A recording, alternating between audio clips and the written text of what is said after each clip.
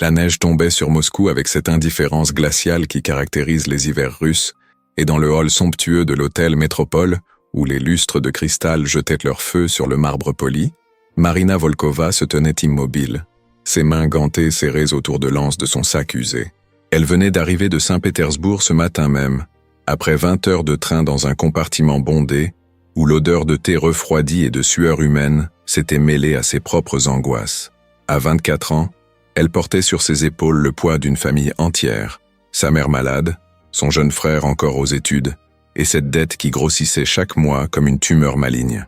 Elle avait répondu à cette annonce étrange, presque trop belle pour être vraie, qui cherchait une interprète russe-français pour un homme d'affaires étranger. Le salaire proposé lui avait coupé le souffle. C'était sa dernière chance, elle le savait avec cette certitude sourde qui habite ceux qui ont déjà tout perdu. L'homme qui l'attendait dans le salon privé était exactement tel qu'elle l'avait imaginé, et pourtant totalement différent. Alexandre Beaumont, c'était son nom, se tenait près de la fenêtre panoramique qui donnait sur la place rouge, ses larges épaules découpées contre la lumière blafarde de l'après-midi.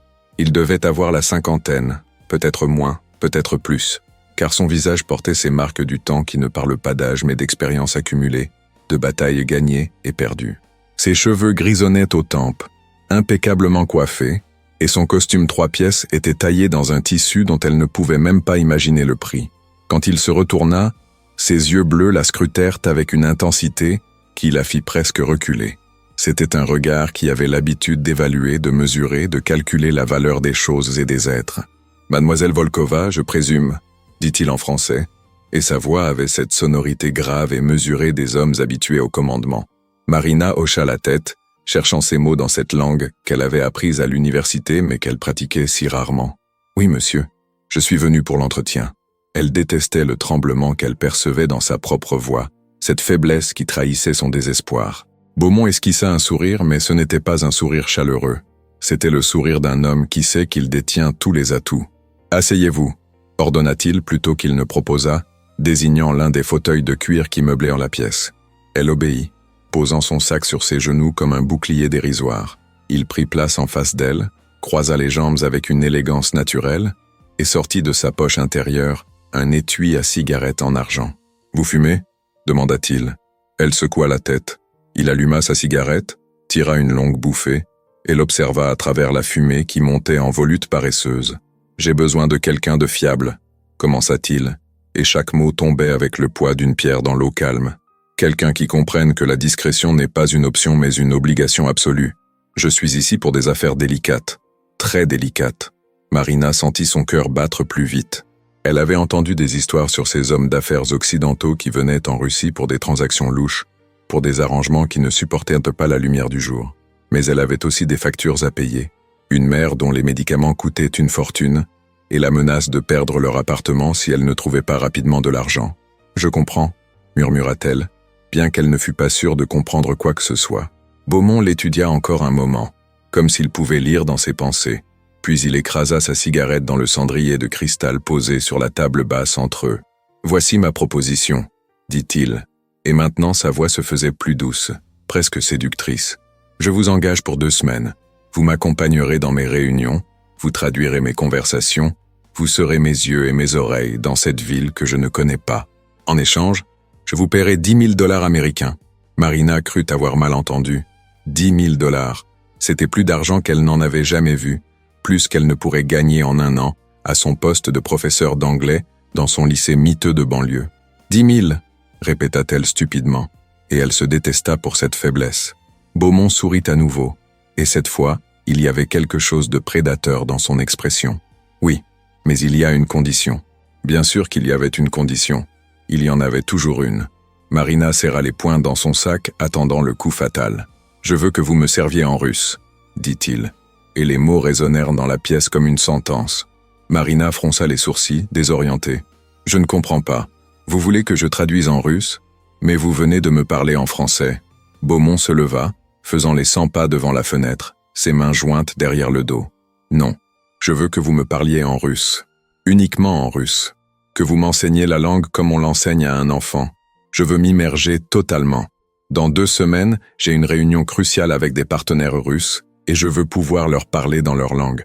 comprendre leurs nuances, leurs expressions. Je ne veux pas d'un interprète lors de cette réunion. Je veux être autonome. C'était une demande étrange, presque impossible. Comment pouvait-on apprendre une langue aussi complexe que le russe en seulement 2 semaines? Marina ouvrit la bouche pour protester, pour lui expliquer l'absurdité de sa requête, mais Beaumont leva une main pour la faire taire. Je sais ce que vous allez dire, que c'est impossible, que cela prend des années, mais je ne vous demande pas de faire de moi un expert. Je vous demande de m'apprendre l'essentiel, les formules de politesse, le vocabulaire des affaires.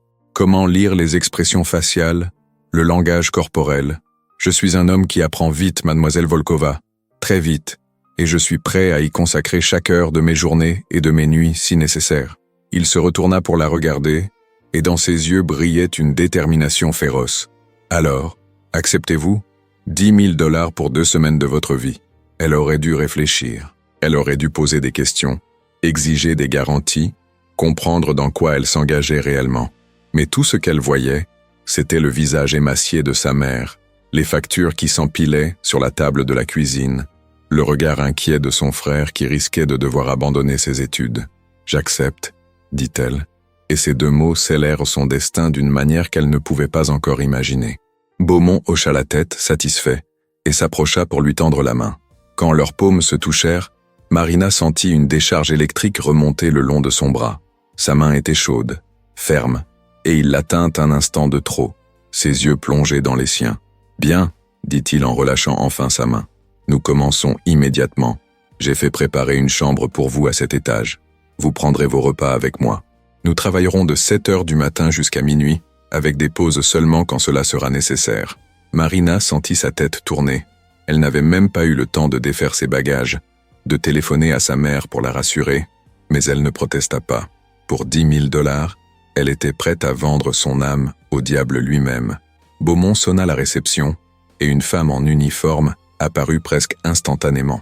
Il lui donna des instructions en anglais, puis se tourna vers Marina. « Allez vous installer. Je vous attends ici dans 1 heure. Et mademoiselle Volkova, ajouta-t-il alors qu'elle se levait pour partir, à partir de maintenant, nous ne parlons qu'en russe. Plus un mot de français, plus un mot d'anglais, seulement du russe. Compris? Da, répondit-elle automatiquement, et le mot sortit de sa bouche comme une capitulation. Horosho. Beaumont sourit et pour la première fois son sourire atteignit ses yeux. Otlichno, dit-il avec un accent atroce, mais une assurance désarmante. C'est parfait. Maintenant allez. Le temps c'est de l'argent, comme on dit dans mon pays. Marina quitta la pièce dans un brouillard. Son esprit tournait à toute vitesse, essayant de comprendre ce qui venait de se passer, comment sa vie avait basculé en l'espace de quelques minutes. La chambre qu'on lui avait attribuée était plus luxueuse que tout ce qu'elle avait jamais vu. Un lit king size trônait au centre, recouvert de draps de soie blanche. Une salle de bain en marbre avec une baignoire assez grande pour y nager. Une vue sur le Kremlin qui coupait le souffle. Elle s'assit sur le bord du lit, ses jambes tremblant soudain. Qui était vraiment cet homme? Pourquoi était-il prêt à payer une telle somme pour apprendre le russe en 2 semaines? Que cachaient ces affaires délicates dont il avait parlé? Marina se leva et marcha jusqu'à la fenêtre. En bas, la ville grouillait de vie malgré le froid mordant. Des gens ordinaires qui menaient des vies ordinaires, ignorant du drame qui se jouait au-dessus de leur tête. Elle pensa à son père, mort 10 ans plus tôt dans un accident de travail stupide, et se demanda ce qu'il aurait dit de tout cela. Il l'aurait probablement mis en garde, lui aurait dit de se méfier des hommes trop riches, trop beaux, trop sûrs d'eux. Mais son père n'était plus là pour la protéger, et elle devait protéger ceux qui restaient. Elle se força à déballer ses quelques affaires, à prendre une douche rapide dans cette salle de bain obscènement luxueuse. Quand elle se regarda dans le miroir, elle vit une jeune femme au visage pâle, aux yeux cernés, aux cheveux châtains qui retombaient en mèches désordonnées sur ses épaules. Elle n'était pas belle, pas selon les standards conventionnels. Son nez était trop long, sa bouche trop large, ses pommettes trop saillantes. Mais ses yeux gris-vert qui changèrent de couleur selon la lumière, avaient quelque chose d'intense, de vivant. C'étaient les yeux de quelqu'un qui avait souffert mais qui refusait de se laisser briser. Elle se brossa les cheveux, enfila un chemisier propre et une jupe noire qui constituait sa tenue la plus professionnelle, et retourna dans le salon où Beaumont l'attendait. Il était debout devant une table qu'on avait apportée pendant son absence, couverte de livres, de cahiers, de stylos. « Alors, dit-il en russe, avec son accent terrible, commençons. Uchitel, professeur, Le mot résonna étrangement dans la bouche de cet homme habitué à donner des ordres. Marina s'approcha de la table, prit l'un des cahiers et ouvrit la première page. L'alphabet cyrillique, commença-t-elle dans sa langue maternelle. Nous allons commencer par là. Répétez après moi. A, B, V, G, D. Et ainsi débuta leur étrange collaboration, dans cette bulle de luxe suspendue au-dessus de Moscou, tandis que dehors, la neige continuait de tomber, avec cette indifférence qui était sa marque de fabrique. Les heures qui suivirent furent les plus intenses de la vie de Marina. Beaumont n'était pas un élève ordinaire. Il absorbait les informations avec une rapidité qui frisait le surnaturel, répétant les sons gutturaux du russe encore et encore, jusqu'à ce que sa prononciation s'améliore. Il posait des questions incisives sur la grammaire, la syntaxe, les subtilités idiomatiques. Il voulait tout comprendre, tout maîtriser, et il refusait de faire des pauses même quand Marina sentait sa propre voix se fatiguer. À 20h, on leur apporta le dîner dans le salon. Un festin de caviar, de saumon fumé, de blinis encore chauds, accompagné de vodka glacé. Marina n'avait pas mangé depuis le matin, et la vue de toute cette nourriture lui donna le vertige. « Mangez », ordonna Beaumont, lui servant une assiette généreuse. « Vous ne pouvez pas m'enseigner si vous vous évanouissez de faim. » Ils mangèrent en silence pendant quelques minutes, puis Beaumont reprit leur leçon, testant les nouveaux mots qu'il avait appris. « Ikra », dit-il en désignant le caviar, « vodka, chleb, pain ». Marina corrigeait sa prononciation, louait ses progrès, tout en se demandant comment il était possible qu'un homme puisse être à la fois aussi brillant et aussi intimidant. Après le dîner, ils continuèrent jusqu'à minuit passé. Quand Beaumont déclara enfin la fin de leur première session, Marina était épuisée, sa gorge irritée d'avoir tant parlé. « Vous avez bien travaillé », dit-il, et il y avait quelque chose dans sa voix qui ressemblait presque à de l'approbation. « Demain, 7h, ne soyez pas en retard. » Elle regagna sa chambre en titubant de fatigue, se laissa tomber sur le lit sans même se déshabiller, et sombra dans un sommeil lourd et sans rêve. Quand le téléphone de la chambre sonna à 6h30 le lendemain matin, elle émergea de l'inconscience avec l'impression d'avoir été frappée par un train. Mais elle se força à se lever, à se préparer, et à 22h, elle était de retour dans le salon où Beaumont l'attendait déjà, impeccable dans un nouveau costume, ses yeux aussi vifs que s'il avait dormi 12 heures. Ainsi s'établit leur routine. Jour après jour, ils travaillaient avec une intensité qui ne laissait aucune place à autre chose. Marina découvrit que Beaumont avait une mémoire photographique, qu'il pouvait réciter des phrases entières après les avoir entendues une seule fois, qu'il comprenait les règles de grammaire complexes avec une facilité déconcertante. Mais elle découvrit aussi autre chose. Derrière cette façade de millionnaire impitoyable, il y avait un homme seul, hanté par quelque chose qu'il ne nommait jamais, mais qu'elle percevait dans les moments de silence, quand son regard se perdait par la fenêtre et que son visage prenait une expression de tristesse infinie. Parfois, pendant leur pause, il lui parlait de sa vie, de son empire financier construit à partir de rien, des sacrifices qu'il avait dû faire pour arriver là où il était.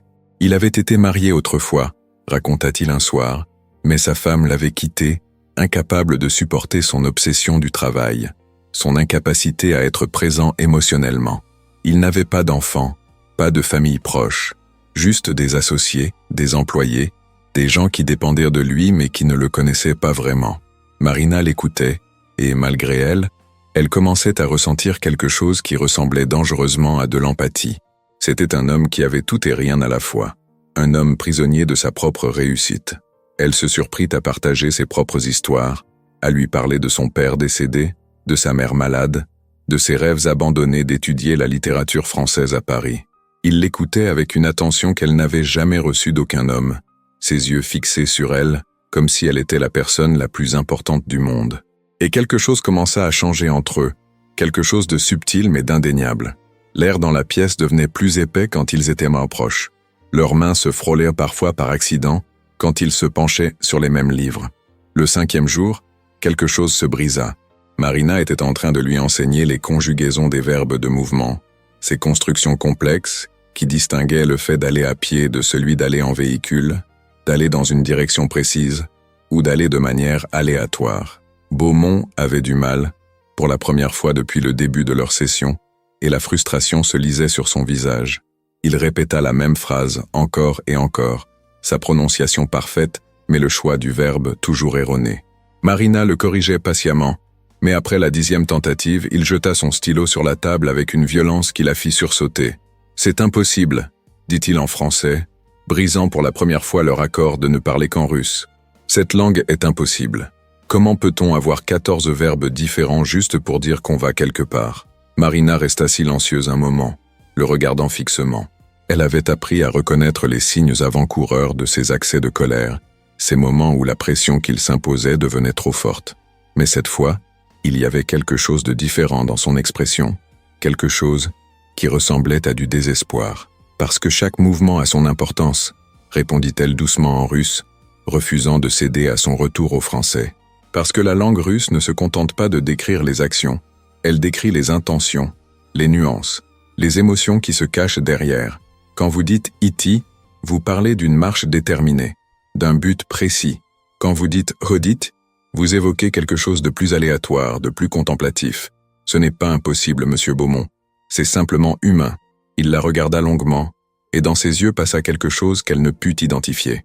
Puis, lentement, il ramassa son stylo et reprit son cahier. « Encore une fois », dit-il en russe, et sa voix était plus calme maintenant, presque humble. « Répétez-moi les règles. » Lentement.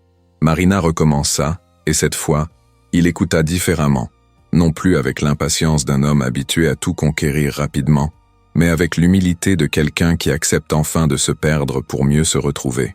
Quand il réussit finalement à construire une phrase correcte, elle ne put s'empêcher de sourire. « Otlichno », dit-elle, et le mot sortit de sa bouche avec une chaleur qu'elle n'avait pas anticipée. « Vous progressez ». Beaumont lui rendit son sourire, et pour la première fois depuis leur rencontre, son visage s'éclaira d'une joie authentique, presque enfantine. « Grâce à vous », répondit-il, « uniquement grâce à vous. » Ce soir-là, après le dîner, il proposa quelque chose d'inhabituel. « J'ai besoin de prendre l'air », déclara-t-il. « Allons marcher. » Marina hésita. Ils n'avaient pas quitté l'hôtel depuis le début de leur collaboration, enfermés dans leur bulle de travail intensif. L'idée de sortir dans le froid de Moscou, de se mêler à la foule, lui semblait à la fois excitante et dangereuse. « Il fait -15 dehors », objecta-t-elle faiblement. « Vous n'êtes pas habitué à ce climat. » Beaumont rit, un son grave et chaleureux qui résonna dans la pièce. « J'ai survécu à pire que le froid russe, mademoiselle Volkova.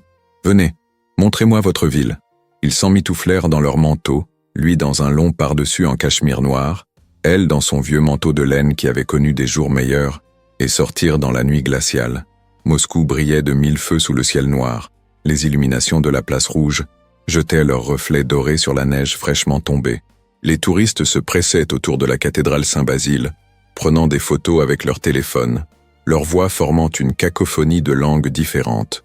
Beaumont marchait à côté d'elle, les mains dans les poches, son souffle formant de petits nuages blancs dans l'air glacé. « Parlez-moi de Moscou », dit-il en russe. « Pas les fêtes touristiques.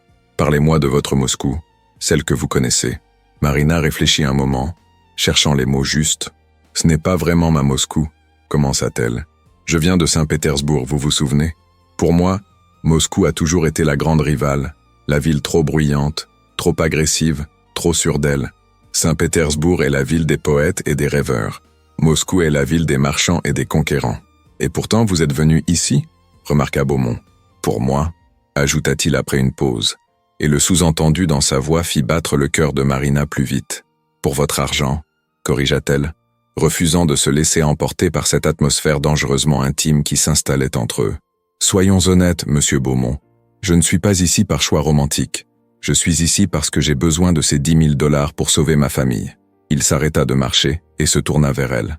Les lumières de la ville dansaient dans ses yeux, et Marina réalisa soudain à quel point il était beau, cet homme, avec ses traits ciselés et cette aura de pouvoir qui l'enveloppait comme un manteau invisible. « Vous avez raison, » dit-il lentement. « Vous êtes ici pour l'argent. Mais dites-moi, Marina, » et c'était la première fois qu'il utilisait son prénom sans son titre, « si l'argent n'existait pas, si vous aviez le choix, seriez-vous resté ?» C'était une question piège. Et elle le savait. Toute réponse serait un aveu, une capitulation. Alors elle fit ce qu'elle faisait toujours quand elle se sentait acculée. Elle attaqua. « Et vous, monsieur Beaumont, si vous étiez honnête pour une fois dans votre vie, m'expliqueriez-vous enfin pourquoi un millionnaire français a vraiment besoin d'apprendre le russe en 2 semaines? Quel genre d'affaires délicates nécessite une telle urgence, une telle obsession ?» Le visage de Beaumont se ferma instantanément. Le masque de l'homme d'affaires impénétrable retomba sur ses traits, effaçant toute trace de la vulnérabilité qu'elle avait aperçue quelques secondes plus tôt. « Vous dépassez les limites de notre accord », dit-il froidement. « Je vous paie pour m'enseigner le russe, pas pour poser des questions indiscrètes. » Marina sentit une colère froide monter en elle. « Vous me posez des questions personnelles, et vous attendez que je réponde avec sincérité, mais vous vous cachez derrière vos secrets et votre argent. C'est ainsi que vous fonctionnez ? Vous achetez l'intimité des gens sans jamais rien donner de vous-même. » Ils se faisaient face maintenant, le froid mordant oublié, la tension entre eux presque palpable. Beaumont fit un pas vers elle, et Marina dut lever la tête pour soutenir son regard. « Vous voulez savoir ?» dit-il, et sa voix était basse, dangereuse. « Très bien, je vais vous dire. Mon empire financier est construit sur le rachat d'entreprises en difficulté. Je les achète pour une bouchée de pain, je les restructure, je les revends avec un profit considérable. Il y a 6 mois, j'ai identifié une cible parfaite ici en Russie, une compagnie pétrolière familiale qui croule sous les dettes. Le patriarche Dimitri Volkov est un homme de l'ancienne école. Il refuse de vendre à des étrangers, refuse de traiter avec quiconque ne parle pas sa langue, ne comprend pas sa culture. J'ai envoyé des émissaires, des traducteurs, des négociateurs professionnels. Il les a tous chassés. Marina écoutait fascinée malgré elle. « Et alors ?» demanda-t-elle. « Alors j'ai décidé de prendre les choses en main, » continua Beaumont. « Si je veux cette compagnie, et je la veux désespérément parce qu'elle est la clé de mon expansion en Europe de l'Est, je dois le convaincre moi-même. En russe, face à face, homme à homme. D'où ces 2 semaines d'apprentissage intensif. D'où vous ?» Marina sentit son estomac se nouer. « Vous voulez dire que vous m'utilisez comme un simple outil pour une transaction commerciale ?» Beaumont eut la décence de paraître inconfortable. Ce n'est pas aussi simple que cela. Au début, oui, c'était purement pragmatique. Mais maintenant, il s'interrompit, passa une main dans ses cheveux, décoiffant sa perfection habituelle. Maintenant, c'est devenu plus compliqué. Compliqué comment ? Insista Marina, bien qu'une partie d'elle-même lui criait de ne pas poser cette question, de ne pas ouvrir cette porte. « Parce que je ne m'attendais pas à vous, » répondit-il simplement. « Je ne m'attendais pas à votre intelligence, à votre passion quand vous parlez de littérature russe, à la manière dont vos yeux s'illuminent quand je réussis enfin à prononcer correctement un mot difficile. Je ne m'attendais pas à avoir envie de prolonger nos leçons juste pour passer plus de temps avec vous. Je ne m'attendais pas à... » Il s'arrêta, secoua la tête. « Peu importe, c'est inapproprié. Vous travaillez pour moi. » Marina resta silencieuse, son cœur battant si fort qu'elle était certaine qu'il pouvait l'entendre. Elle aurait dû être en colère, indignée par cette manipulation, et elle l'était, en partie. Mais il y avait aussi autre chose, quelque chose qu'elle refusait de nommer, qui pulsait entre eux comme un courant électrique. « Rentrons, » dit-elle finalement, sa voix étrangement rauque. « Il fait trop froid. » Ils marchèrent en silence jusqu'à l'hôtel, un silence pesant chargé de tous les mots qu'ils n'avaient pas prononcés. Quand ils arrivèrent dans le hall, Beaumont se tourna vers elle. « Demain est notre 6e jour, » dit-il. « Il nous reste 8 jours avant ma réunion avec Volkov. Je pense que nous devrions intensifier encore notre programme. À partir de maintenant, je veux que vous dormiez dans la suite voisine de la mienne. Je veux que vous soyez disponible 24 heures sur 24. Je doublerai votre paiement. 20 000 $. Marina le regarda, cherchant dans son visage une trace de ce qu'il avait laissé entrevoir dehors, cette vulnérabilité, cette humanité. Mais le masque était fermement en place. Il était redevenu le millionnaire impitoyable, l'homme qui achetait ce qu'il voulait, qui il voulait. « Non », dit-elle, et le mot sortit avec plus de force qu'elle ne l'avait anticipé. « Je ne suis pas à vendre à ce point-là. Nos séances se poursuivront comme prévu, de 7 heures à minuit. Pas une minute de plus, et certainement pas pour le double du prix. » Elle vit quelque chose passer dans ses yeux, surprise peut-être, ou respect. « Très bien, » acquiesça-t-il après un moment. « Comme vous voudrez. Bonne nuit, mademoiselle Volkova. » Il tourna les talons et se dirigea vers les ascenseurs. Marina le regarda partir, ses épaules larges disparaissant derrière les portes qui se refermaient, et elle se demanda si elle venait de faire la plus grande erreur de sa vie ou la décision la plus sage. Cette nuit-là, allongée dans son lit luxueux, Marina ne put trouver le sommeil. Les paroles de Beaumont tournaient dans sa tête en boucle. « Je ne m'attendais pas à vous. » Ces mots simples avaient le pouvoir de tout changer, de transformer ce qui n'était qu'un arrangement commercial en quelque chose de dangereux, de terriblement dangereux, car elle non plus ne s'était pas attendue à lui. Elle ne s'était pas attendue à découvrir derrière la façade du millionnaire arrogant un homme seul et hanté. Elle ne s'était pas attendue à ressentir ce frisson électrique chaque fois que leurs mains se frôlaient. Elle ne s'était pas attendue à compter les heures qui la séparaient de leur prochaine session. C'était de la folie. Elle le savait. Lui était un millionnaire français qui repartirait dans son monde de luxe et de pouvoir une fois sa transaction conclue. Elle était une professeure russe fauchée qui retournerait à sa vie misérable de banlieue de Saint-Pétersbourg. Ils appartenaient à deux univers qui ne se croisaient jamais, sauf dans ces moments artificiels créés par l'argent. Le lendemain matin, quand elle entra dans le salon à 7 heures précises, elle trouva Beaumont déjà installé à leur table de travail, mais quelque chose avait changé dans l'atmosphère. Il y avait une tension nouvelle, une conscience aiguë l'un de l'autre qui rendait chaque regard, chaque mouvement chargé de signification. « Bonjour », dit-il en russe, et sa prononciation était devenue remarquablement bonne. « Nous allons travailler différemment aujourd'hui. Pas de grammaire, pas d'exercices écrits. Nous allons avoir une conversation, comme si nous étions deux personnes normales qui apprennent à se connaître. » Marina s'assit prudemment, méfiante de ce changement de stratégie. « D'accord, » accepta-t-elle. « De quoi voulez-vous parler ?» Beaumont se pencha en avant, ses coudes sur la table, ses yeux bleus fixés sur elle, avec une intensité qui lui coupa le souffle. « Parlez-moi de votre père. Vous avez dit qu'il était mort il y a 10 ans. Comment était-il » C'était la dernière question à laquelle elle s'attendait. Marina sentit sa gorge se serrer. Elle ne parlait jamais de son père, surtout pas avec des étrangers. Mais il y avait quelque chose dans le regard de Beaumont, une curiosité sincère qui n'avait rien à voir avec la manipulation, qui la poussa à répondre. Il était ouvrier dans une usine de construction navale à Saint-Pétersbourg, commença-t-elle lentement. Un homme simple, sans grande éducation, mais qui aimait les livres. Il me lisait Pouchkine et Tolstoï le soir avant que je m'endorme.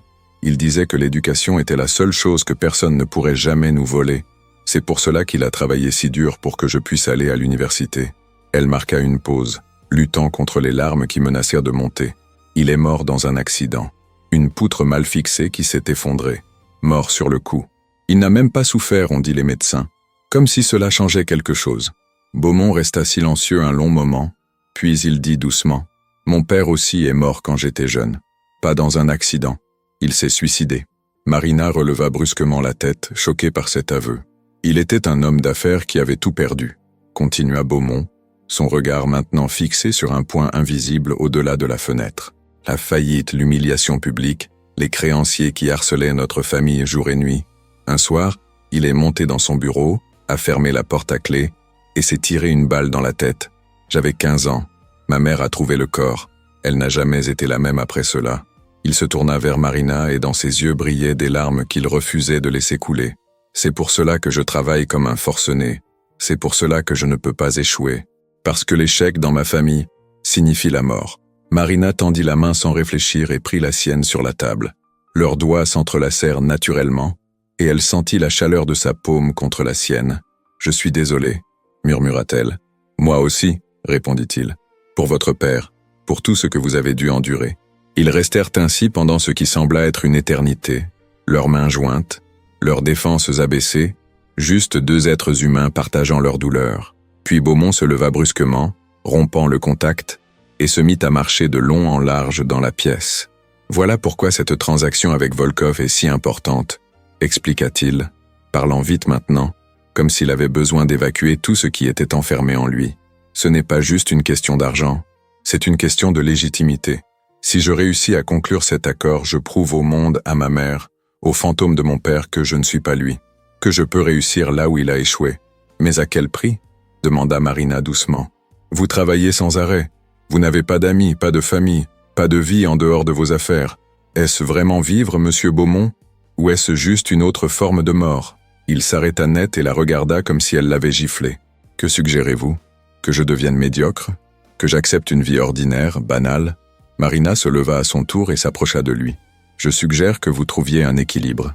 Qu'être humain n'est pas une faiblesse. Qu'avoir besoin des autres n'est pas un échec. Ils étaient très proches maintenant. Si proches qu'elle pouvait sentir son parfum coûteux mêlé à quelque chose de plus primaire, de plus masculin. Et vous ? Demanda-t-il, sa voix devenue rauque. Pratiquez-vous ce que vous prêchez ?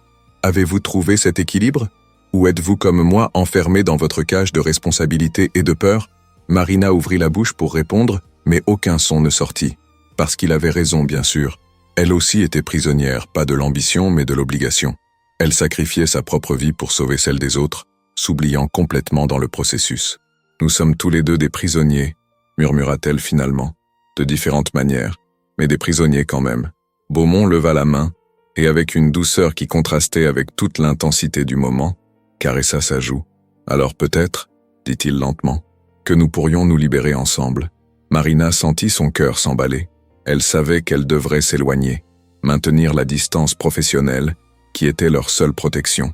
Mais son corps refusait d'obéir à sa raison. Elle resta immobile, capturée par son regard, par la chaleur de sa main sur sa peau, par toutes les possibilités dangereuses qui s'ouvraient devant eux comme un gouffre.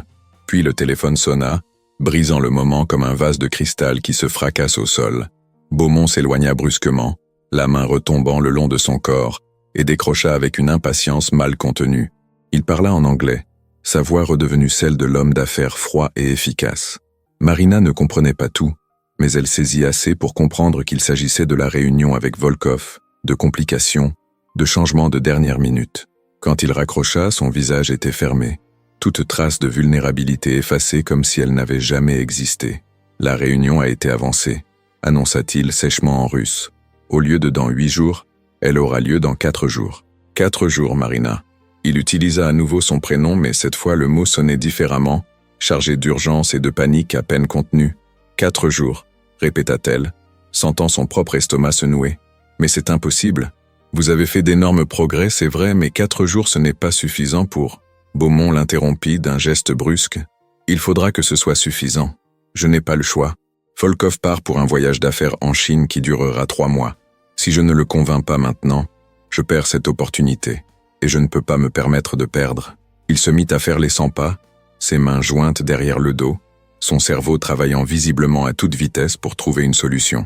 Nous allons devoir modifier notre approche. Plus de pause. Nous travaillerons jour et nuit. Je ferai venir des repas dans la chambre. Vous dormirez ici, dans la suite adjacente, pour ne pas perdre de temps en déplacement. Marina voulut protester, rappeler qu'elle avait déjà refusé cette proposition, mais elle vit la peur dans ses yeux, cette terreur viscérale de l'échec qui le hantait depuis la mort de son père, et elle ne put se résoudre à le faire. « D'accord, » dit-elle simplement, « mais à une condition. Vous me racontez tout sur cette réunion. Qui est vraiment Dimitri Volkov? Qu'attendez-vous de cette rencontre? Quels sont les pièges potentiels? Si je dois vous préparer adéquatement, j'ai besoin de connaître tous les détails. » Beaumont la regarda longuement, pesant le pour et le contre de cette révélation. Puis il hocha la tête et se laissa tomber dans l'un des fauteuils, soudainement épuisé. « Asseyez-vous, » dit-il. « C'est une longue histoire. » Marina prit place en face de lui, et pendant l'heure qui suivit, Beaumont lui raconta tout. Dimitri Volkov était un oligarque de la vieille garde, un homme qui avait fait fortune dans le chaos des années 90, quand l'Union soviétique s'était effondrée. Il avait acheté pour presque rien les infrastructures pétrolières que l'État vendait à la casse, les avait modernisées et en avait fait un empire.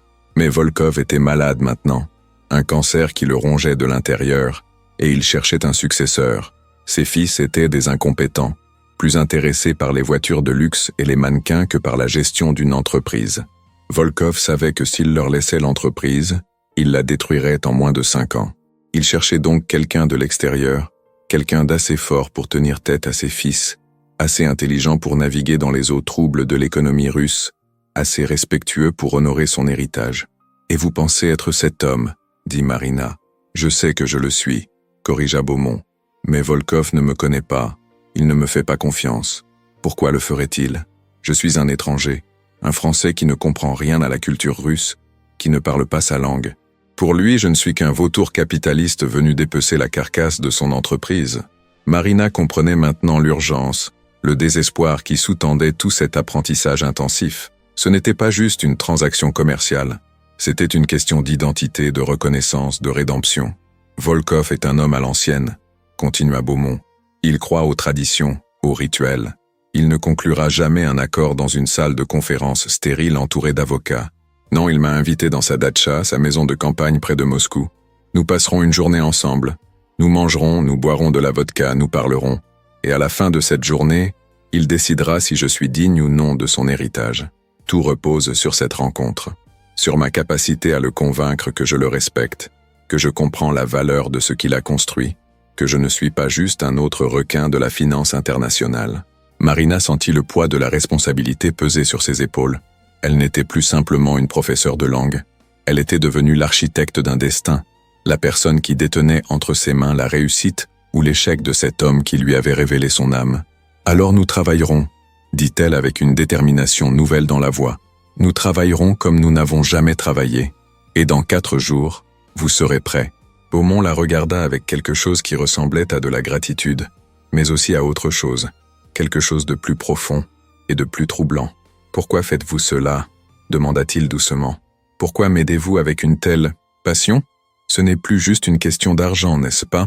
Marina détourna le regard, incapable de soutenir l'intensité de ses yeux. « Peut-être que je crois en vous, » murmura-t-elle. « Peut-être que je pense que vous méritez cette chance de prouver que vous n'êtes pas votre père, que l'histoire ne se répète pas toujours. » Il ne dit rien, mais elle sentit son regard peser sur elle, chaleureux et troublant. Puis il se leva, et l'instant de vulnérabilité passa. « Bien, » dit-il, redevenant l'homme d'affaires pragmatique. « Commençons. Nous n'avons pas une minute à perdre. » Les 4 jours qui suivirent furent les plus intenses de la vie de Marina. Il ne dormait que quelques heures par nuit, enchaînant les sessions de travail avec une intensité qui frisait la folie. Marina avait complètement modifié son approche pédagogique. Elle ne se concentrait plus sur la grammaire abstraite ou les exercices théoriques. Elle créait des scénarios, des situations que Beaumont pourrait rencontrer lors de sa rencontre avec Volkov. Elle jouait le rôle de l'oligarque, bombardant Beaumont de questions sur ses intentions, sur sa vision pour l'entreprise, sur sa compréhension de la culture russe. Elle le corrigeait sans pitié quand sa prononciation faiblissait, quand il utilisait le mauvais cas grammatical, quand ses réponses manquèrent de nuances ou de profondeur. Beaumont absorbait tout avec une détermination farouche, repoussant ses propres limites au-delà de ce qu'elle aurait cru humainement possible. Il récitait des phrases en boucle pendant qu'il se douchait, écoutait des enregistrements audio pendant qu'il mangeait, s'endormait avec des écouteurs qui lui murmurèrent du vocabulaire russe dans les oreilles. Mais au-delà du travail, quelque chose d'autre se développait entre eux, dans cette bulle isolée du monde extérieur, dans cette intimité forcée par l'urgence. Ils se découvraient l'un l'autre d'une manière qui transcendait le simple rapport professeur-élève. Beaumont lui parlait de ses rêves, pas les rêves d'empire financier mais les vrais rêves, ceux qu'il avait enterrés sous des années d'ambition et de peur. Il avait voulu être architecte, autrefois, dessiner des bâtiments qui toucheraient le ciel et l'âme des gens. Mais après la mort de son père, il avait choisi la voie pragmatique, la finance, parce que c'était là que se trouvait le pouvoir, la sécurité. Marina, de son côté, lui confiait ses propres aspirations abandonnées. Elle avait rêvé d'aller à Paris, d'étudier à la Sorbonne, de devenir peut-être écrivain. Mais la mort de son père, la maladie de sa mère, les responsabilités familiales avaient tout balayé. Elle s'était retrouvée coincée dans une vie qui n'était pas vraiment la sienne, jouant un rôle qu'elle n'avait jamais choisi. « Nous sommes tous les deux des fantômes », dit Beaumont une nuit, alors qu'il travaillait passé 3 heures du matin, épuisé mais incapable de s'arrêter. Des fantômes de qui nous aurions pu être. Marina leva les yeux de ses notes et le regarda. Il était assis en face d'elle, sa chemise déboutonnée au col, ses manches retroussées, ses cheveux en désordre pour la première fois depuis qu'elle le connaissait. Il y avait quelque chose de vulnérable dans son apparence débraillée, quelque chose de profondément humain. Peut-être, répondit-elle lentement, que nous pourrions arrêter d'être des fantômes. Peut-être qu'il n'est pas trop tard pour devenir qui nous sommes vraiment censés être. Beaumont se leva et contourna la table. Il vint se placer derrière elle, et Marina sentit ses mains se poser doucement sur ses épaules. « Vous êtes fatigué, » dit-il, et ses pouces commencèrent à masser les nœuds de tension dans ses muscles. « Trop fatigué, vous en faites trop. » Marina ferma les yeux, s'abandonnant malgré elle à la sensation de ses mains sur elle. C'était la première fois qu'il la touchait ainsi, avec intention, avec douceur. « Je pourrais dire la même chose de vous, » murmura-t-elle. « Mais ni l'un ni l'autre ne savons s'arrêter, n'est-ce pas ? C'est notre malédiction. » Les mains de Beaumont s'immobilisèrent, puis il les retira lentement. Quand Marina ouvrit les yeux et se retourna, elle le trouva debout près de la fenêtre, le regard perdu dans la nuit moscovite. « Après cette réunion, » dit-il sans la regarder, « après que tout sera terminé, qu'allez-vous faire ? Retourner à Saint-Pétersbourg ? Reprendre votre vie comme si rien ne s'était passé ? » C'était une question chargée de sous-entendus, de possibilités non dites. Marina sentit son cœur battre plus vite. « Je ne sais pas, » admit-elle. « Je suppose que oui. Ma mère a besoin de moi. Mon frère aussi. » Beaumont se retourna, et dans ses yeux brillait quelque chose de désespéré. « Et si je vous demandais de rester ? Le silence qui suivit était si lourd qu'on aurait pu le couper au couteau. Marina se leva lentement, ses jambes tremblant légèrement. « Restez comment ?» demanda-t-elle, bien qu'elle connaisse déjà la réponse, bien qu'elle sache que franchir cette ligne changerait tout de manière irréversible. « Avec moi », dit-il simplement. « À Paris, je pourrais vous trouver un poste dans mon entreprise, ou mieux encore, financer vos études à la Sorbonne. Vous pourriez enfin réaliser vos rêves, Marina. Vous n'auriez plus à vous sacrifier pour les autres. » C'était une offre tentante, terriblement tentante. Mais Marina n'était pas naïve. Elle entendait ce qu'il ne disait pas, comprenait ce qu'il proposait vraiment. « Et en échange ?» demanda-t-elle, sa voix plus dure maintenant. « Qu'attendriez-vous de moi? Que je devienne votre maîtresse? Votre jolie acquisition russe ?» Le visage de Beaumont se durcit. « Ce n'est pas ce que je propose. »« Alors quoi ?» insista Marina. « Soyez honnête pour une fois. Que voulez-vous vraiment de moi ?» Beaumont traversa la pièce en 3 enjambées et se planta devant elle. « Je veux tout, » dit-il, et sa voix était rauque d'émotions contenues. « Je veux vous voir le matin quand je me réveille. Je veux discuter de Tolstoï et Dostoïevski avec vous le soir. Je veux vous emmener dans les musées de Paris et voir votre visage s'illuminer devant les tableaux. Je veux que vous me fassiez rire, que vous me défiiez, que vous me rappeliez que je suis humain quand je m'oublie dans mon travail. Est-ce que c'est si terrible ? Est-ce que vouloir construire quelque chose avec vous est un crime ?» Marina sentit les larmes monter à ses yeux. « Vous ne me connaissez même pas vraiment. Nous avons passé une semaine ensemble dans des circonstances artificielles. Ce n'est pas la vraie vie, Alexandre. C'est une bulle qui va éclater dès que vous aurez quitté cet hôtel. » C'était la première fois qu'elle utilisait son prénom, et le mot sembla le frapper comme une caresse. « Alors laissez-moi apprendre à vous connaître, » plaida-t-il. « Vraiment, pas dans une bulle mais dans la vraie vie. Donnez-nous une chance. » Marina voulait dire oui. Chaque fibre de son être hurlait oui. Mais une petite voix dans sa tête, la voix de la raison et de l'expérience, lui rappelait la réalité. Elle n'était pas Cendrillon, et il n'était pas un prince charmant. Il était un millionnaire habitué à obtenir ce qu'il voulait, et elle était une femme désespérée qui avait besoin d'argent.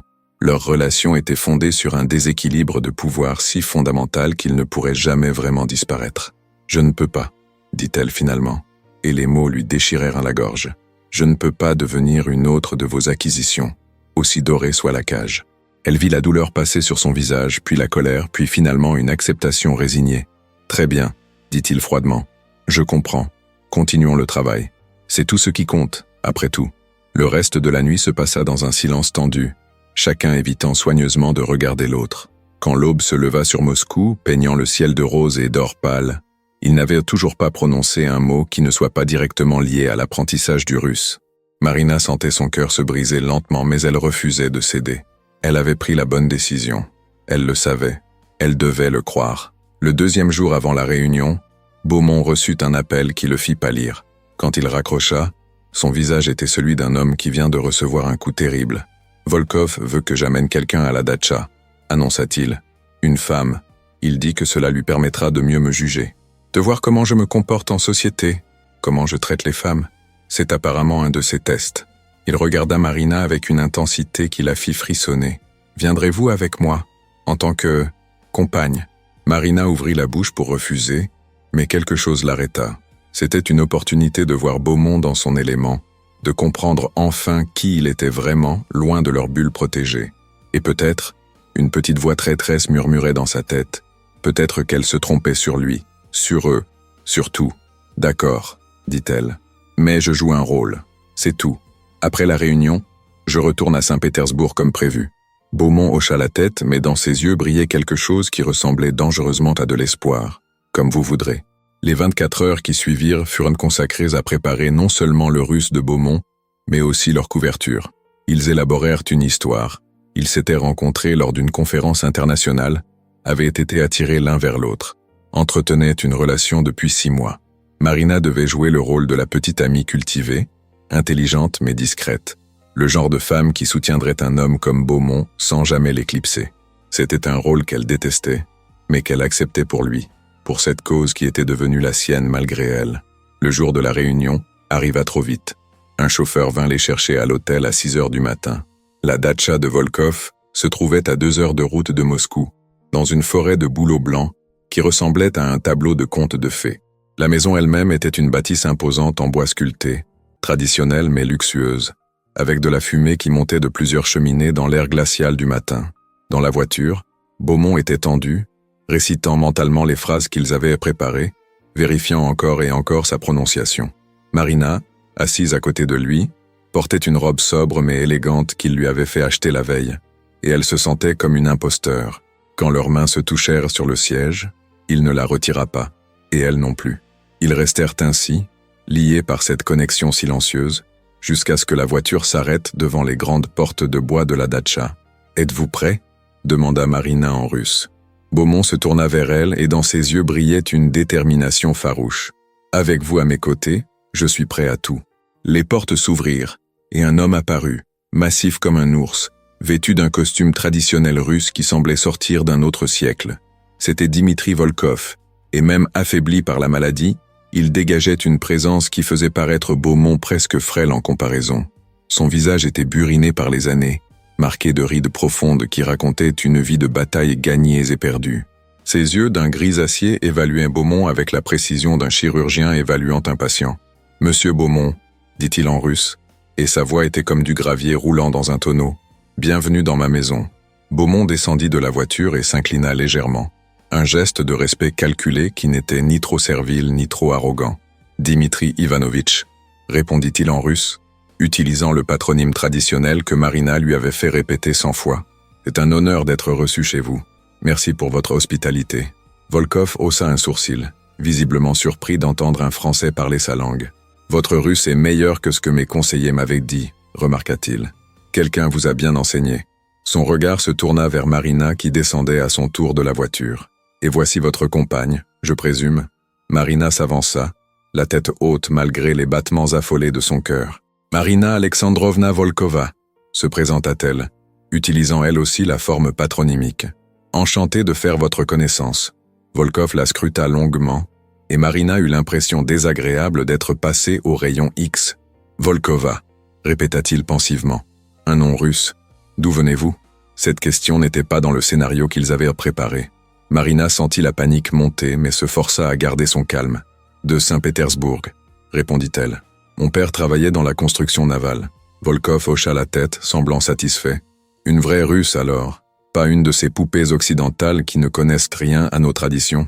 Bien, entrez, entrez tous les deux. Le froid n'attend pas. » Ils pénétrèrent dans la datcha, et Marina fut immédiatement frappée par le contraste entre l'extérieur traditionnel et l'intérieur qui mélangeait le rustique et le luxueux avec un goût surprenant. Des poutres apparentes soutenaient des plafonds hauts, des tapis persans couvraient des planchers de bois poli, et des œuvres d'art qui devaient valoir des millions ornaient les murs lambrissés. Une grande cheminée crépitait dans le salon principal, jetant des ombres dansantes sur les meubles anciens. Volkov les conduisit vers une table basse où une bouteille de vodka et des verres étaient déjà disposés. « Nous commençons comme il se doit », annonça-t-il en servant 3 verres généreux. « À la santé, aux affaires et à la vérité.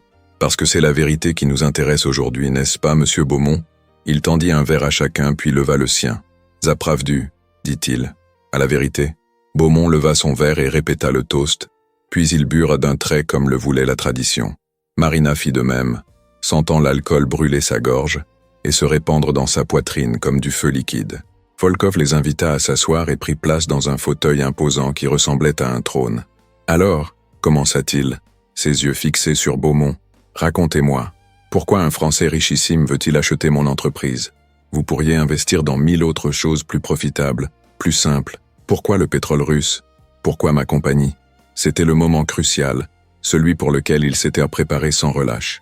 Beaumont se pencha légèrement en avant, ses mains jointes, son regard ne quittant jamais celui de Volkov. « Parce que votre entreprise n'est pas juste une entreprise, » dit-il en russe, sa prononciation presque parfaite maintenant. « C'est un héritage, c'est une histoire. Mon père a construit un empire qui s'est effondré parce qu'il ne comprenait pas la différence entre gagner de l'argent et construire quelque chose qui dure. Vous, Dimitri Ivanovitch, vous avez construit quelque chose qui traverse les générations.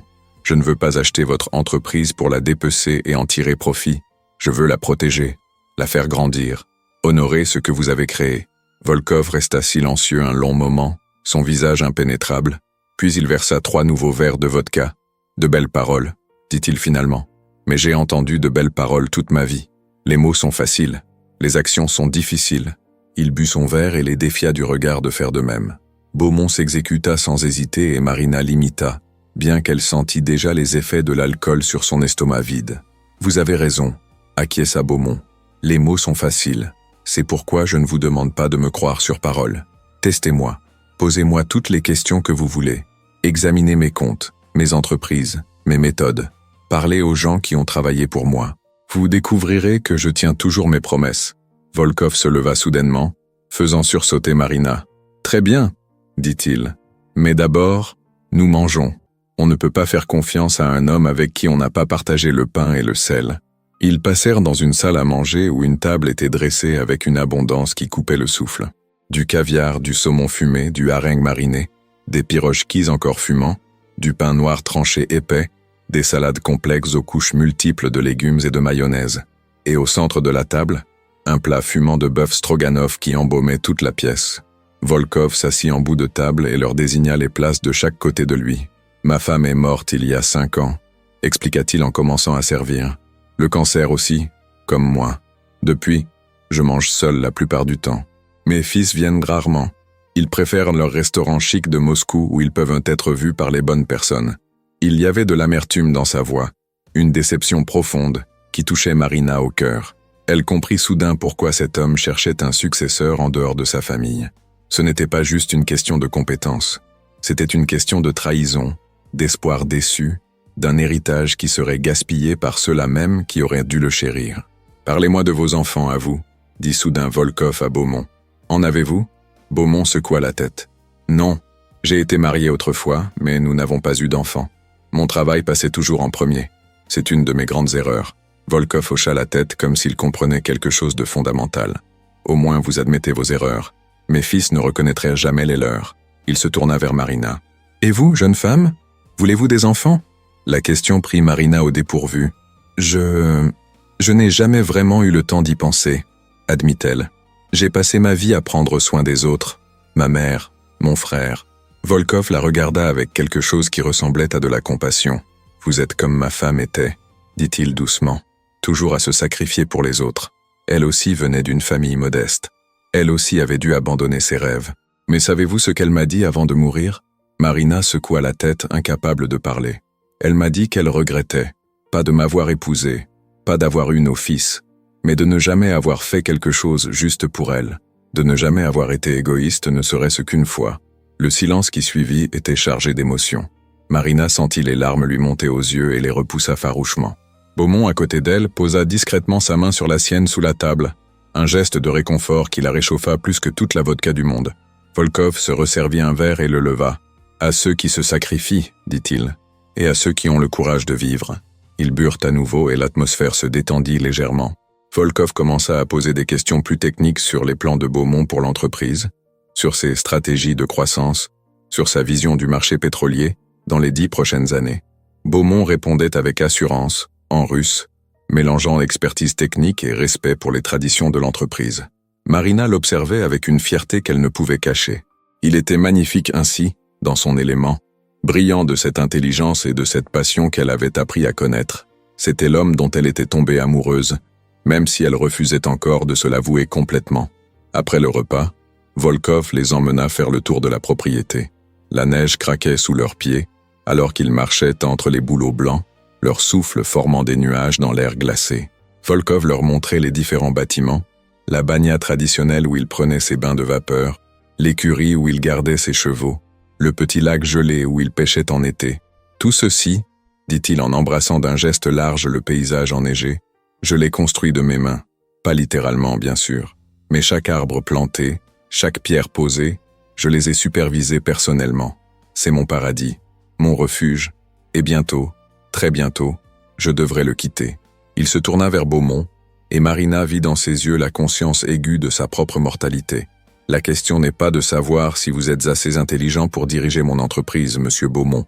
Clairement, vous l'êtes. La question est de savoir si vous comprenez ce que signifie vraiment construire quelque chose qui vous survit, si vous comprenez que l'argent n'est qu'un moyen, jamais une fin.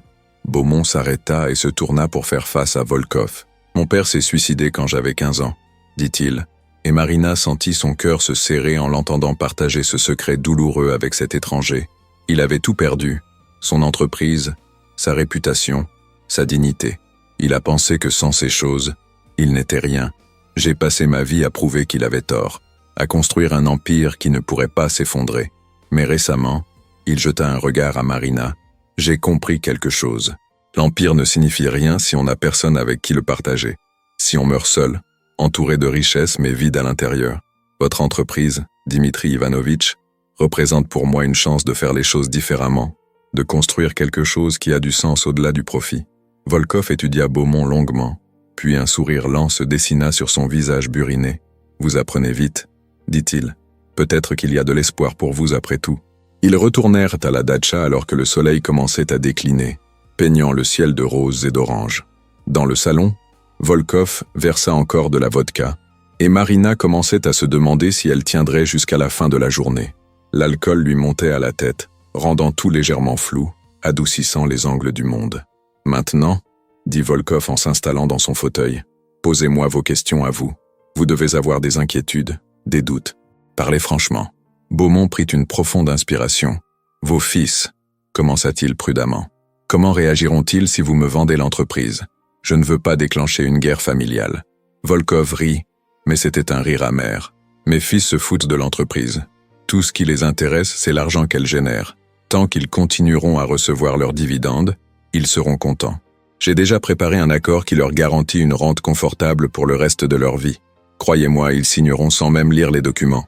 Et le gouvernement russe, continua Beaumont, comment verront-ils la vente à un étranger? Volkov se pencha en avant, son expression devenant sérieuse. C'est la vraie question, n'est-ce pas? La Russie n'aime pas voir ses ressources naturelles passer en mains étrangères. Mais j'ai des amis puissants. Et vous devrez prendre des engagements. Garder les employés russes, maintenir les opérations en Russie, payer vos impôts ici. Si vous faites cela, si vous respectez notre pays et notre peuple, alors oui, cela peut se faire. Il marqua une pause. Mais si vous trahissez ces engagements, si vous essayez de dépecer l'entreprise et d'emporter les profits à l'étranger, alors je vous préviens, monsieur Beaumont, vous découvrirez que la Russie a une très longue mémoire et une main très lourde. C'était une menace à peine voilée, et Marina sentit un frisson lui parcourir l'échine. Mais Beaumont ne s'y a pas. « Je comprends », dit-il simplement, « et j'accepte ces conditions. » Volkov se leva et marcha jusqu'à la fenêtre, contemplant son domaine qui s'obscurcissait avec le crépuscule. « Il y a une dernière chose, » dit-il sans se retourner, « une tradition que ma famille respecte depuis des générations.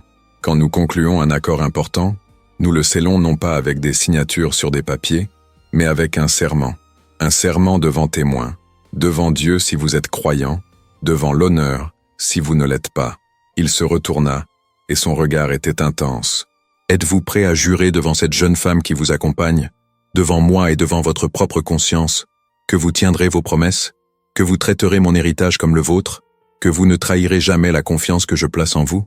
Beaumont se leva à son tour et s'avança vers Volkov. Ils se faisaient face maintenant, deux hommes de générations et de cultures différentes, mais unis par une compréhension mutuelle du poids de la responsabilité. « Je le jure », dit Beaumont en russe, et sa voix résonnait de sincérité. « Sur l'honneur de mon père défunt, sur ma propre vie, je jure que je protégerai et ferai prospérer votre entreprise comme si c'était mon propre enfant. » Volkov tendit la main, et ils se serrèrent longuement, scellant un accord qui valait plus que tous les contrats légaux du monde. « Bien », dit Volkov, et pour la première fois de la journée, il sourit vraiment. « Alors, nous avons un accord. Mes avocats vous contacteront la semaine prochaine pour commencer les procédures formelles. Mais pour moi, c'est déjà décidé. Vous êtes maintenant le gardien de mon héritage. » Marina sentit les larmes couler sur ses joues, incapable de les retenir plus longtemps. Elle venait d'assister à quelque chose de rare et de précieux, un moment où deux hommes transcendaient leurs intérêts personnels pour créer quelque chose de plus grand qu'eux-mêmes. Volkov la remarqua et s'approcha d'elle. « Pourquoi pleurez-vous, jeune femme ?» demanda-t-il gentiment. « Parce que, » dit Marina, sa voix tremblante, « parce que vous venez de me rappeler pourquoi l'honneur et l'intégrité comptent encore dans ce monde. » Volkov posa une main paternelle sur son épaule. « Vous avez bien choisi, monsieur Beaumont, » dit-il en se tournant vers lui. « Cette femme a un cœur pur. Ne la perdez pas. Les femmes comme elle sont plus rares que tous les gisements de pétrole de Russie. » Beaumont regarda Marina, et dans ses yeux brillait une émotion si intense qu'elle dut détourner le regard. « Je sais, » dit-il doucement. « Croyez-moi, je sais. » Ils restèrent encore 1 heure à la datcha, buvant un dernier verre, discutant des détails pratiques, mais l'atmosphère était maintenant détendue, presque chaleureuse. Quand vint le moment de partir, Volkov les raccompagna jusqu'à la voiture. « Revenez me voir », dit-il à Beaumont. « Amenez votre Marina. J'aimerais vous connaître mieux tous les deux. » Dans la voiture qui les ramenait vers Moscou, Marina et Beaumont restèrent silencieux pendant longtemps, chacun perdu dans ses pensées. L'obscurité était tombée complètement, et seuls les phares de la voiture perçaient la nuit noire. Finalement, Beaumont prit la main de Marina dans la sienne. « Merci », dit-il simplement. « Sans vous, rien de tout cela n'aurait été possible. » Marina se tourna vers lui, et dans la pénombre de la voiture, elle vit son visage éclairé par les lumières passagères des villages qu'il traversait. « Vous avez été magnifique », dit-elle. « Vraiment. Vous l'avez convaincu non pas avec des mots beaux mais creux, mais avec votre vérité, avec votre humanité. » Beaumont porta sa main à ses lèvres et l'embrassa doucement. « C'est vous qui m'avez enseigné cela, » murmura-t-il. « Vous m'avez montré qu'être vulnérable n'est pas une faiblesse, que l'honneur compte plus que le profit, que certaines choses ne peuvent pas être achetées. » Marina sentit son cœur battre plus vite. Elle savait ce qui allait suivre, savait que le moment était venu de prendre une décision qui changerait le cours de sa vie. « Alexandre », commença-t-elle, mais il posa un doigt sur ses lèvres. « Ne dites rien maintenant », murmura-t-il. « Attendons d'être à l'hôtel. Attendons d'être seuls. » Le trajet jusqu'à Moscou sembla durer une éternité et un instant à la fois. Marina était consciente de chaque respiration de Beaumont à côté d'elle, de la chaleur de sa main qui tenait toujours la sienne, du poids de tous les mots non dits qui flottaient entre eux comme des fantômes. Quand la voiture s'arrêta enfin devant l'hôtel Métropole, ils descendirent en silence, traversèrent le hall sous les lustres étincelants qui leur semblaient maintenant appartenir à un autre monde, un monde superficiel et vide comparé à l'intensité de ce qu'ils avaient vécu à la datcha. Dans l'ascenseur, ils se tenaient de part et d'autre de la cabine, chacun évitant le regard de l'autre, comme si un simple contact visuel suffirait à déclencher quelque chose qu'ils ne pourraient plus contrôler. Les portes s'ouvrirent à leur étage, et Beaumont la guida vers sa suite, sa main posée dans le creux de son dos, une pression légère mais brûlante même à travers les couches de tissu. Une fois à l'intérieur, avec la porte refermée derrière eux, ils se faisaient face dans le salon plongé dans la pénombre. Beaumont n'alluma pas les lumières, et Marina fut reconnaissante pour cette obscurité qui lui offrait un semblant de protection. « Marina », dit-il, et son nom dans sa bouche sonnait comme une prière, comme une supplication. « Je sais ce que vous avez dit. Je sais que vous pensez que c'est impossible, que nous sommes trop différents, que notre relation est faussée par l'argent et le pouvoir. Mais après aujourd'hui, après avoir vu comment vous me regardiez là-bas, comment vous avez pleuré en voyant cet accord se conclure, je ne peux plus prétendre que c'est juste professionnel entre nous. » Il s'approcha d'elle, lentement, lui laissant tout le temps de s'éloigner si elle le voulait. Mais Marina resta immobile, le cœur battant si fort qu'elle était certaine qu'il pouvait l'entendre. « Dites-moi que je me trompe », murmura-t-il en s'arrêtant à quelques centimètres d'elle. « Dites-moi que vous ne ressentez rien. Dites-moi que je suis seule dans cette folie. » Marina leva les yeux vers lui, et dans la faible lumière qui filtrait à travers les rideaux, elle vit son visage, si beau et si vulnérable qu'elle en eut mal. « Je ne peux pas », chuchota-t-elle. « Je ne peux pas vous dire cela parce que ce serait un mensonge. » Elle vit quelque chose s'allumer dans ses yeux, quelque chose de féroce et de tendre à la fois. « Alors laissez-moi vous embrasser, » dit-il. « Juste une fois. Si après cela vous voulez toujours partir, je vous laisserai partir. Je vous paierai votre argent, je vous remercierai pour vos services, et je ne vous contacterai plus jamais. Mais donnez-moi au moins cela, un baiser, une chance de vous montrer ce que nous pourrions être ensemble. » C'était une mauvaise idée, une terrible, horrible, merveilleuse idée.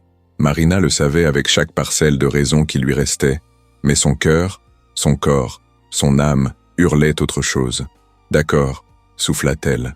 Un baiser. Beaumont prit son visage entre ses mains qui avaient signé des contrats de millions de dollars, qui avaient construit un empire, et qui maintenant la touchaient avec une douceur qui la fit trembler. Il s'inclina lentement, si lentement que Marina crut mourir d'anticipation, et quand ses lèvres touchèrent enfin les siennes, le monde entier disparut. Il n'y avait plus de Moscou, plus d'hôtel, plus de complications. Il n'y avait que lui et elle, que cette connexion électrique qui les parcourait, que ce baiser qui commença doucement, presque timidement, puis s'approfondit jusqu'à devenir quelque chose de désespéré, de affamé, comme s'ils essayaient de se consumer mutuellement. Les mains de Marina trouvèrent son torse, sentant les muscles sous la chemise coûteuse, puis remontèrent vers ses cheveux, les décoiffant, les agrippant. Les mains de Beaumont descendirent le long de son dos, la pressant contre lui, et Marina sentit chaque centimètre de son corps dur contre le sien. Quand ils se séparèrent, finalement, à bout de souffle, Beaumont posa son front contre le sien. « Partez maintenant si vous le devez, dit-il d'une voix rauque, parce que si vous restez une seconde de plus, je ne pourrai plus me contrôler. » Marina aurait dû partir. Tout en elle le lui criait, mais elle resta. Elle resta et posa ses mains sur sa chemise, commençant à défaire les boutons avec des doigts tremblants. « Je ne pars pas, dit-elle. Plus maintenant. Peut-être que je le regretterai demain. Peut-être que c'est la plus grande erreur de ma vie. Mais ce soir, juste ce soir, je veux être égoïste. Je veux prendre quelque chose pour moi. » Beaumont laissa échapper un son qui était moitié rire, moitié gémissement. « Alors prenez-moi, dit-il. Prenez tout ce que vous voulez. Je suis à vous. » Cette nuit-là, ils se perdirent l'un dans l'autre avec une intensité qui effaçait tout le reste. Beaumont la porta jusqu'à sa chambre, la déposant sur le lit immense avec une révérence qui contrastait avec l'urgence de ses baisers. Il la déshabilla lentement, explorant chaque centimètre de peau révélée avec ses mains, ses lèvres, comme s'il voulait mémoriser chaque courbe, chaque tache de rousseur. Marina, à son tour, découvrit son corps, les cicatrices qui racontèrent des histoires qu'il ne lui avait jamais dites, la force contenue dans ses muscles, la douceur inattendue de sa peau. Ils firent l'amour avec une passion qui les surprit tous les deux, puis encore, plus doucement cette fois, explorant, apprenant, se découvrant. Et entre deux moments d'intimité physique, ils parlaient, partageant des secrets qu'ils n'avaient jamais partagés avec personne d'autre. Beaumont lui raconta l'enfant solitaire qu'il avait été, grandissant à l'ombre de la dépression de son père, apprenant à se construire une armure pour survivre.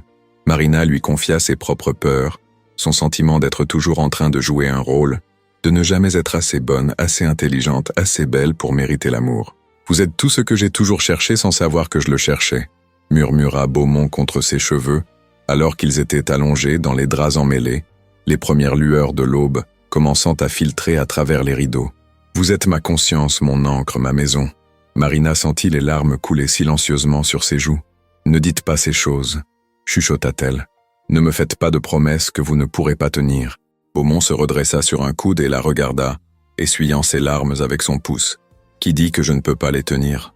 demanda-t-il doucement. « Restez avec moi, Marina. Pas pour l'argent, pas par obligation, mais parce que vous le voulez. Parce que ceci, il désigna l'espace entre eux. Ce que nous avons, c'est réel, c'est rare, et ce serait un crime de le laisser s'échapper. » Marina se redressa et s'assit, ramenant les draps autour d'elle comme une protection dérisoire. « Je ne peux pas, dit-elle, et sa voix se brisa. « Vous ne comprenez pas. J'ai une famille qui dépend de moi. Ma mère est malade. Mon frère a besoin de finir ses études. Je ne peux pas juste abandonner mes responsabilités pour suivre un homme.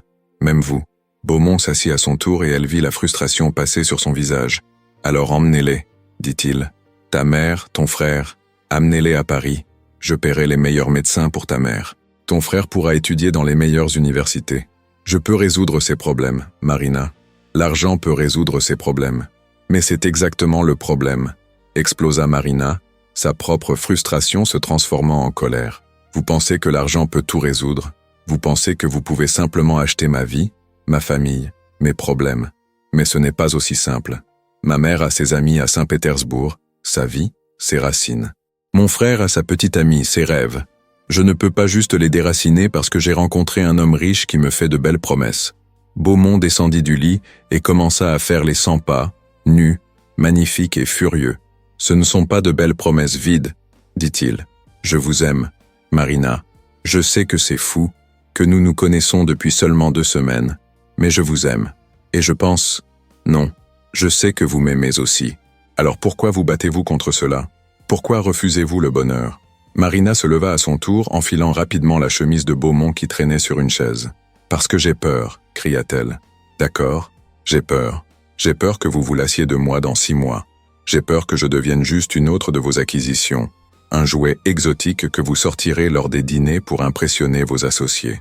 J'ai peur de perdre qui je suis dans votre monde de luxe et de pouvoir. » Le silence qui suivit était assourdissant.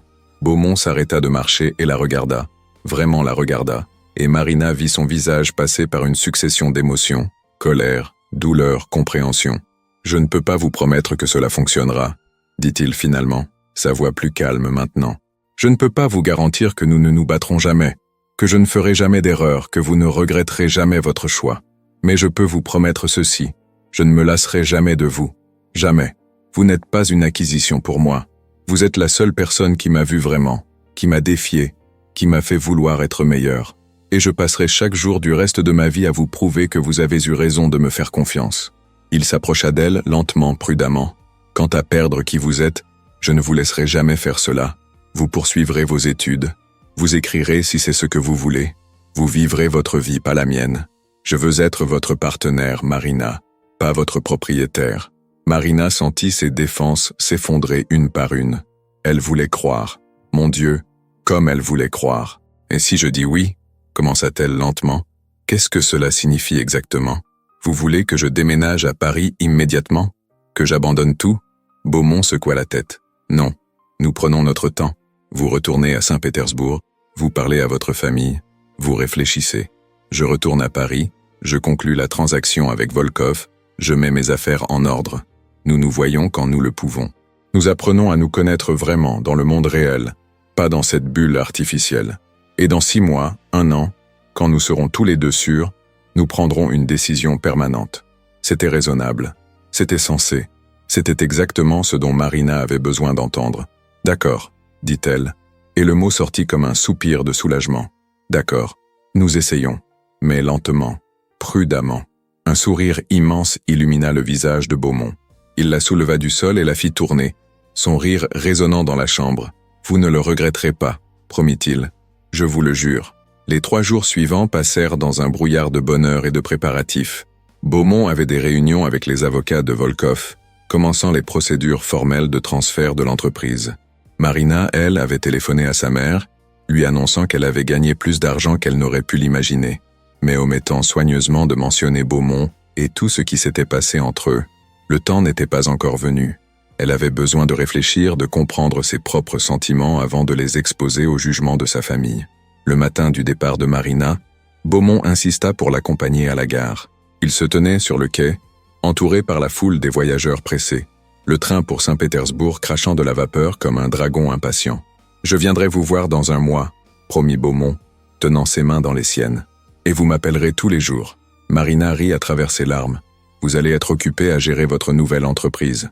Jamais trop occupé pour vous, » insista-t-il. « Vous êtes ma priorité maintenant. » Il fouilla dans sa poche et en sortit une petite boîte. « Tenez, ce n'est pas une bague de fiançailles, » s'empressa-t-il d'ajouter en voyant l'expression paniquée sur le visage de Marina. « C'est juste un cadeau, pour vous rappeler que je pense à vous. » Marina ouvrit la boîte et découvrit un délicat collier en or avec un pendentif représentant un livre ouvert. « Pour la littérature que vous aimez tant, » expliqua Beaumont. « Pour les rêves que vous réaliserez. » Marina sentit sa gorge se serrer. « C'est magnifique, » murmura-t-elle. « Aidez-moi à le mettre. » Il l'attacha autour de son cou, ses doigts s'attardant sur sa nuque, puis il l'embrassa, un baiser doux et prometteur qui lui coupa le souffle. « Allez, » dit-il en la poussant doucement vers le train. « Vous allez rater votre départ. » Marina monta dans le wagon et trouva sa place près d'une fenêtre.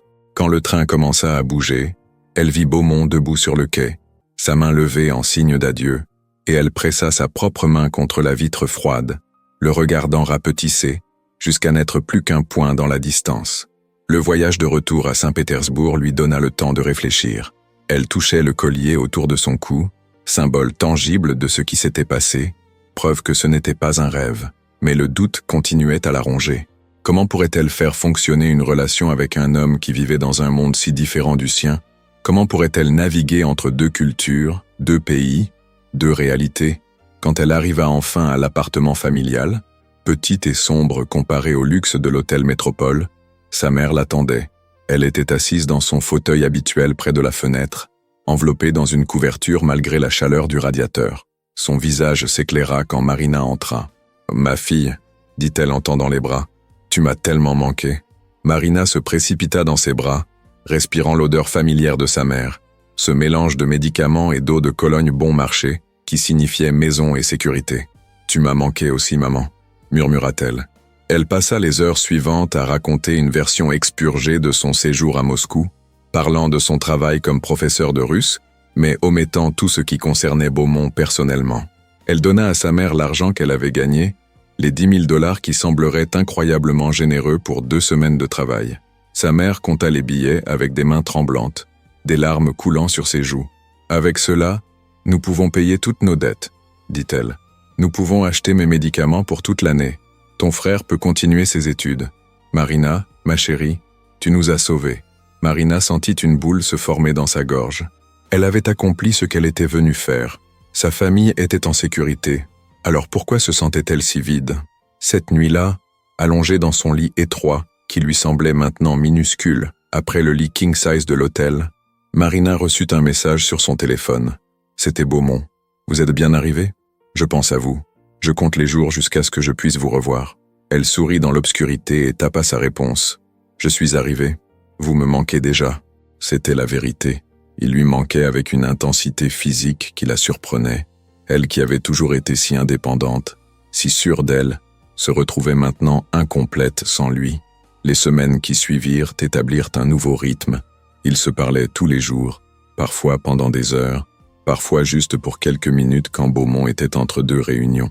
Il lui racontait les progrès de la transaction, les défis de fusionner 2 cultures d'entreprise, les résistances qu'il rencontrait. Marina lui parlait de sa vie quotidienne, de son retour à l'enseignement, de sa mère dont la santé s'améliorait grâce aux nouveaux médicaments qu'elle pouvait maintenant se permettre. Mais elle parlait aussi de ses propres projets.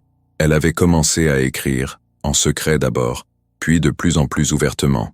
Des nouvelles d'abord, puis les premiers chapitres d'un roman. Quand elle en parla timidement à Beaumont, il insista pour qu'elle lui envoie ce qu'elle avait écrit. « C'est en russe », objecta-t-elle. « Je le ferai traduire », dit-il. « Je veux lire ce qui sort de votre esprit brillant. » Une semaine plus tard, il l'appela, et dans sa voix résonnait quelque chose de nouveau. « Marina, dit-il, c'est extraordinaire. Vous avez un vrai talent. Vous devez continuer. Vous devez finir ce roman. » Elle avait ri, embarrassée, mais secrètement ravie. « Vous êtes partial.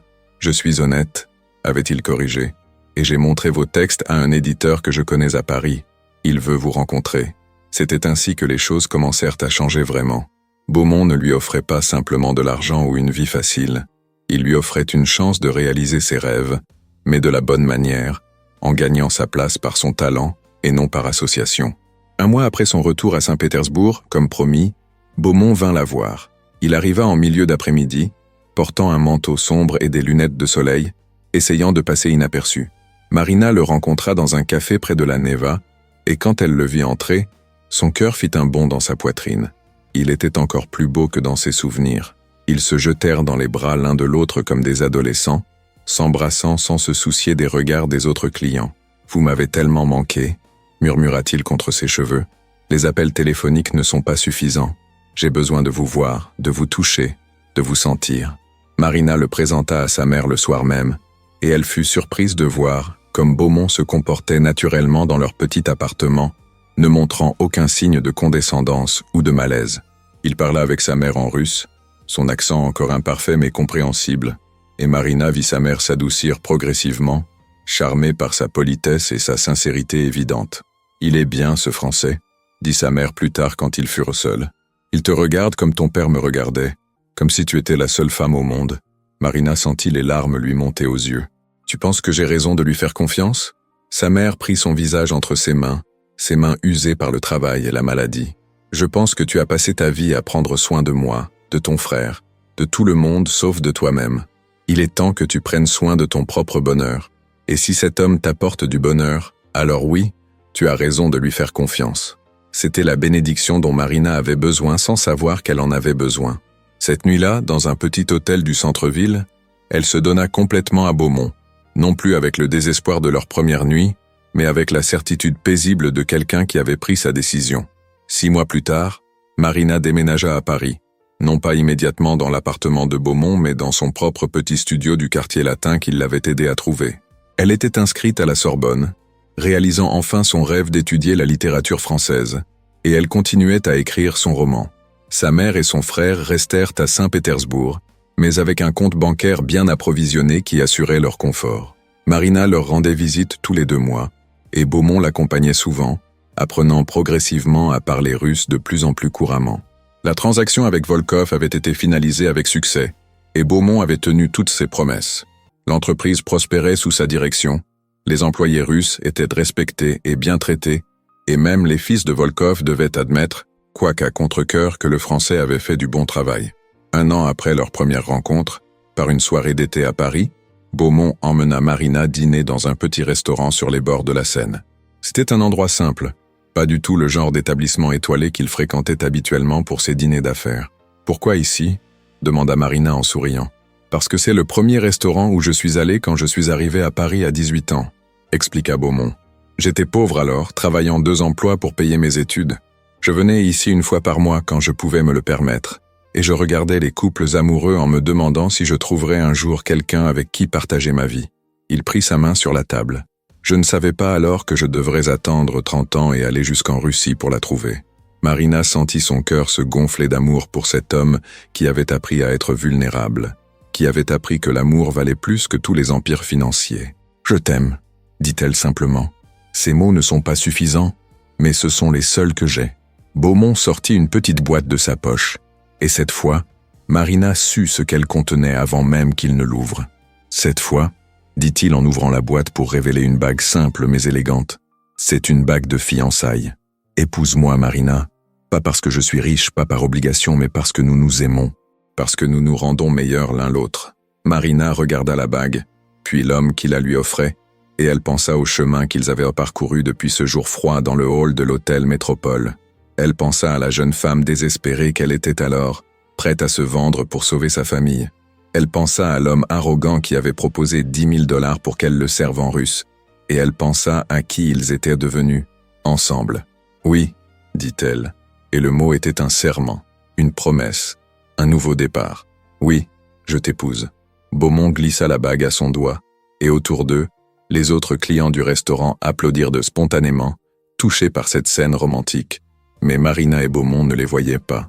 Ils ne voyaient que l'autre, 2 âmes qui s'étaient trouvées contre toute attente, 2 fantômes qui avaient finalement appris à vivre. Et quelque part en Russie, dans une datcha au milieu des bouleaux blancs, Dimitri Volkov souriait en lisant l'email de Beaumont lui annonçant ses fiançailles. « Je vous l'avais dit », murmura le vieil homme à la photo de sa femme décédée sur son bureau. « Les femmes avec un cœur pur sont plus rares que tout le pétrole de Russie.